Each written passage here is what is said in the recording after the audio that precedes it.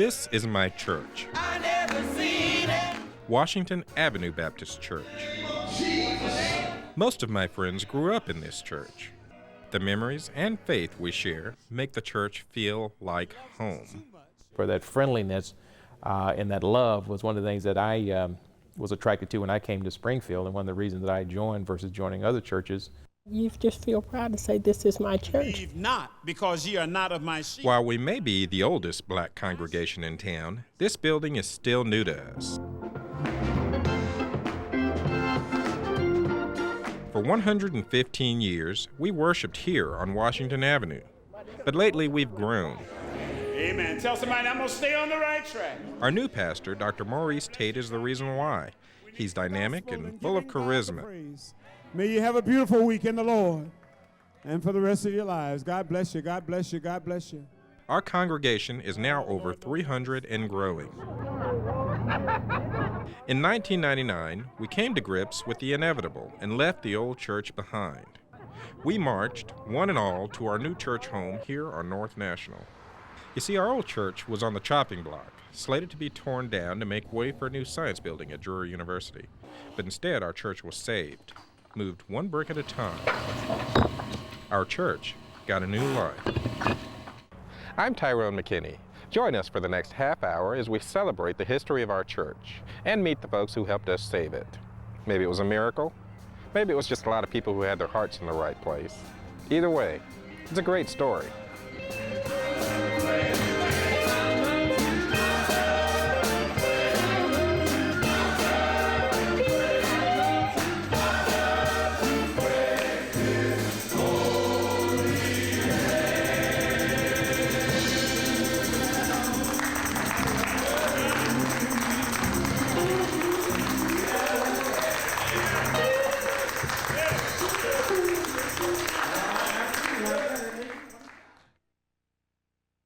In the 1860s, a black congregation began worshiping in an upstairs meeting room on the southeast corner of the town square in Springfield, Missouri.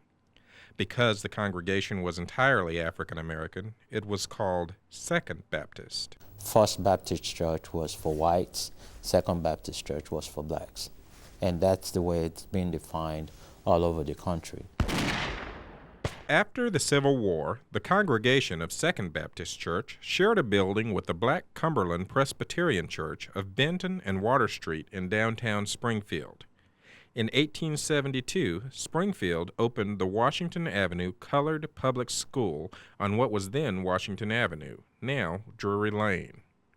1 year later, higher education arrived in the Ozarks with the opening of Drury College. Drury was founded by the Congregational Church, a denomination which fought slavery and worked to free those held captive on the slave ship Amistad. Drury's first building was very near the Negro School, and in 1883, Drury took over the school after helping to erect its replacement known as the original Lincoln School. Accounts differ, but sometime in the 1880s, members of Second Baptist moved from Benton and Water Street into a brand new church across from the Lincoln School on Washington Avenue. That's also the year we became Washington Avenue Baptist Church. 115 or so years later, in 2000, the deconstruction of Washington Avenue Church began. I've had 2 grandmothers, 2 sisters that died, and their services were held at Washington Avenue. My husband was baptized at the old church. My son and his wife were baptized there, and I was baptized there. And it just holds a lot of memories for us. It was hard for us to leave there because that's where our oldest son was blessed. That's where he was baptized, and just a lot of memories are there. I have to be honest, I really feel that there were some people who thought that we were being pressured to leave, and I really want to tear down that rumor if it hasn't already been, that we really needed to move. Once the congregation accepted the fact the old church could no longer hold them, the question became what to do with the 115-year-old structure. There was some local pressure for us to consider raising funds to preserve the building, to actually pick it up and move it. But engineers said attempting to move the church could destroy it instead. Another solution was needed. It wound up being a very expensive solution. History Reborn will return after this.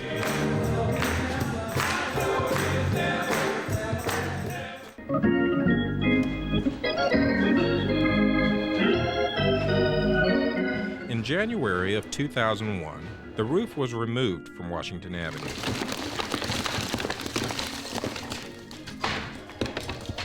Fearing collapse, the construction team scaffolded to the top from the inside and then removed the aging beams one at a time.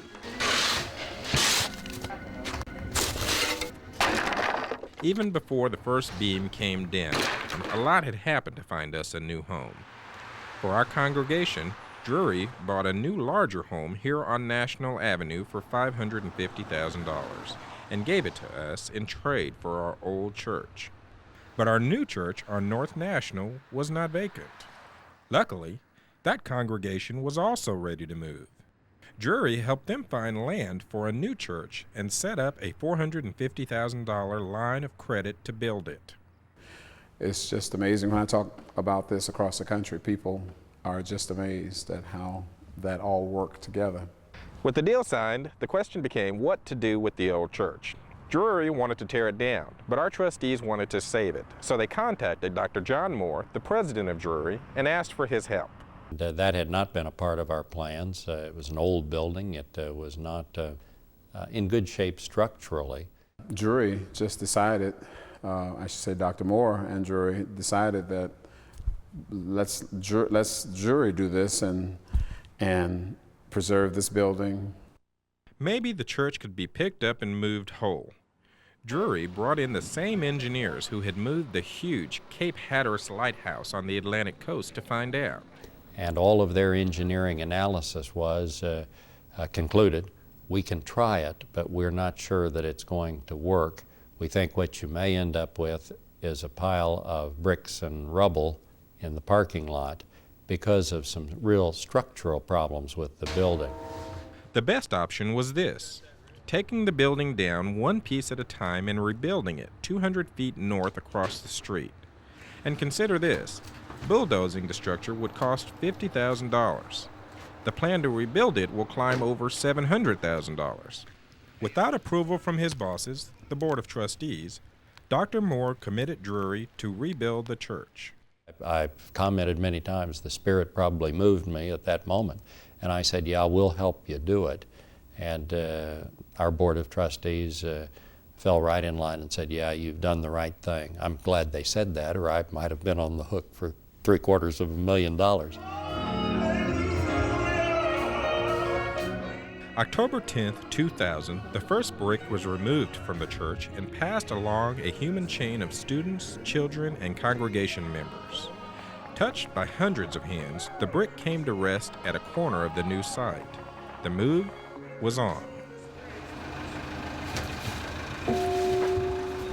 The old bell rang one last time as it was taken to storage. The university hand-selected Bell's Construction to handle the delicate job of bringing down the old church and putting it back up. Really piqued our interest because it's so unusual. The construction team would find three major surprises during the job. Under 3 layers of carpet were the original wood floors. 6-inch wide pine boards that we assumed was cut from somewhere in this area. And they were in real good shape other than they were cupped and coming from, moisture and over 100 years old. The most tedious and time-consuming portion of the deconstruction would be brick removal. Dislodged one at a time, the bricks came out surprisingly easy. This is just about typical of the entire church right here. You don't have to use any tools hardly at all. Cleaning stations were set up within the church as the bricks were removed. Mortar was chipped away at the first station. At the next station, the bricks were cleaned with grinding wheels, then stacked on pallets. This went on through all kinds of weather. Many of the pieces removed from our church were stored in a warehouse to protect them from the elements. The bricks were also taken off-site and cleaned again before reconstruction. It cost more to clean the brick, each individual brick, than what it costs to buy new brick today. But obviously, you know, we have to use back the same brick and everything if we're going to keep this and try to preserve this history. History Reborn will return after this.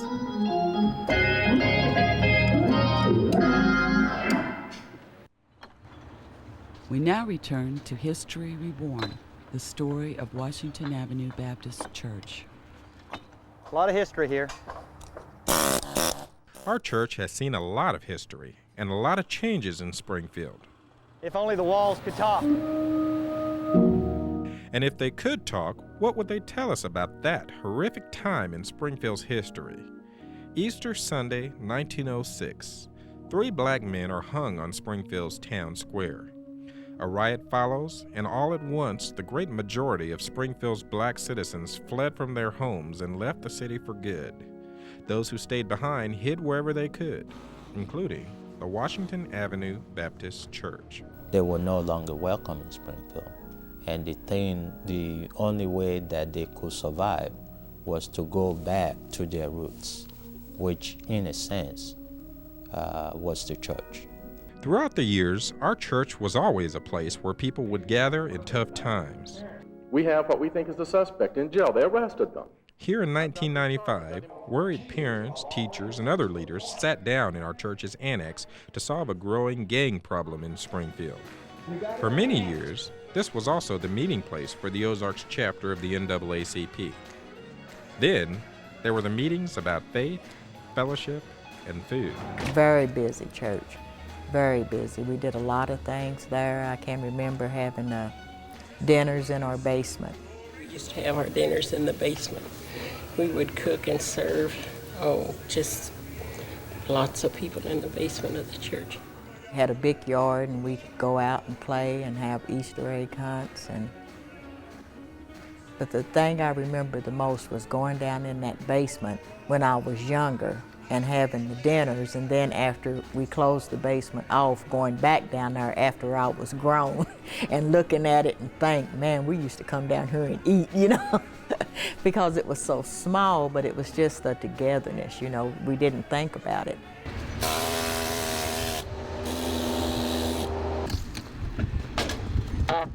Remember I told you work crews found 3 major surprises while taking down our church. The second surprise came shortly after the floor joists were removed. Workers hoped to find a time capsule inside the cornerstone. They weren't disappointed. Inside was a rusting tin box. It contained 5 items: a glass bottle with a corncob cork, a pocket-sized Bible too fragile to open, a corncob, and a church-related newspaper. At the bottom of the box were papers too tattered and worn to remove. They contained names, most likely of church members. By the spring of 2001, our entire church was gone, but the work far from over. Crews still had the tedious task of cleaning brick after brick after brick. Once this is complete, they'll face the challenge of building a new church without making it look new. The intention was not to build a building. The intention was to recreate history. Spring 2001 and reconstruction of Washington Avenue Baptist Church is underway. The steeple has been reinforced and the bricks are ready. But first, a solid frame must be in place. Architect John Oakey Thomas did not want to rebuild the church as it was in 1999. Instead, he wanted to recall it to its full glory 100 years earlier, before modern additions were made to the building. We didn't just start out by taking down the building. We started out by learning about the people that occupied the building, the people that had long since gone. From the mid-1800s through the 1950s, this area along Washington Avenue was a thriving neighborhood of businesses and homes. Radio shop on that street, grocery stores, barbecue places. It was just a busy, busy street. A lot of African American families were just there around the church, and it was a staple. It was a staple for that community because, if nothing else, Washington Avenue was there. By being brought up in the church, that church gave me all my values and morals that I have today. History Reborn will return after this. We now return to History Reborn, the story of Washington Avenue Baptist Church. On its foundation of Missouri limestone, this church survived while the neighborhood changed around it.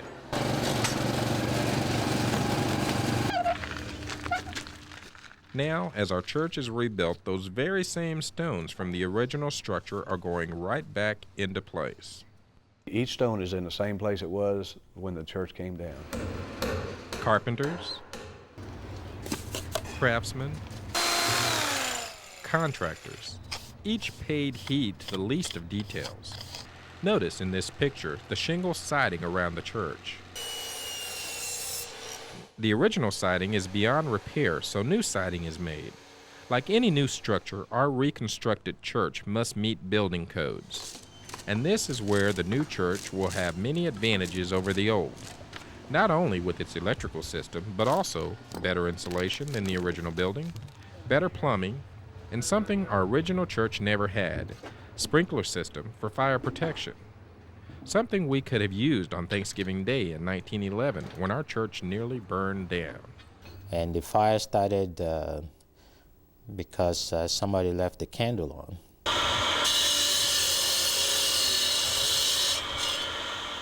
With the frame secure, the job of putting the bricks back into place begins. Brick on the inside corner.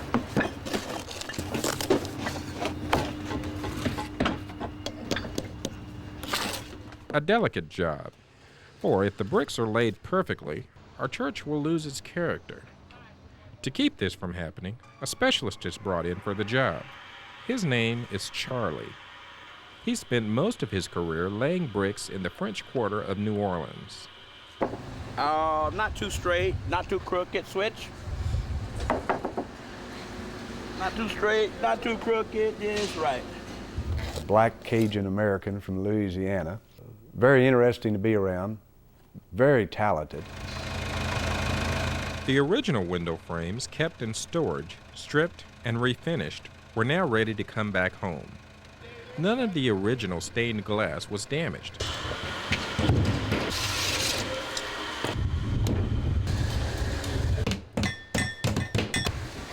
Inside our old sanctuary, you can see the vaults in the ceiling for the first time since the 1960s, when tie rods were added to hold the walls up and a drop ceiling was put in to hide the rods. The ceiling cut off the tops of the windows. It's great to see them whole again, glowing with each sunrise. The original siding is also going back on. It too has been refinished, as was the trim along the doors and windows. And remember the pine floors discovered during deconstruction? They were stored and restored in the warehouse. Or we rented a planer, and we planed the cup out of all that wood flooring.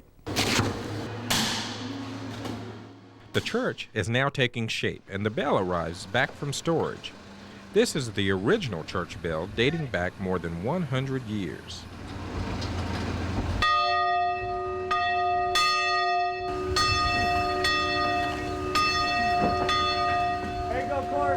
At this point, our church is starting to look like its old self. Even the biggest skeptics in our congregation are pleased to see it. Most of them would see the new construction for the first time on May 17th, when the original cap is placed back on the bell tower.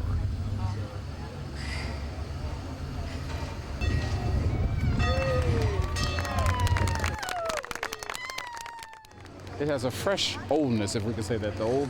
The culture, the ambiance of the period of history, with the freshness of the remodeling that has taken place there, is just an awesome sight to see this. I told you about the first two surprises workers found when dismantling our old church. Here's the third.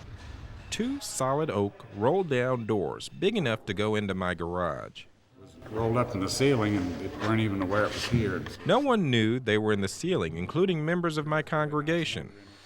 Slowly but surely, each door is stripped by hand and restored. The process will take weeks. The trim, the windows, the floors, and those roll-down doors.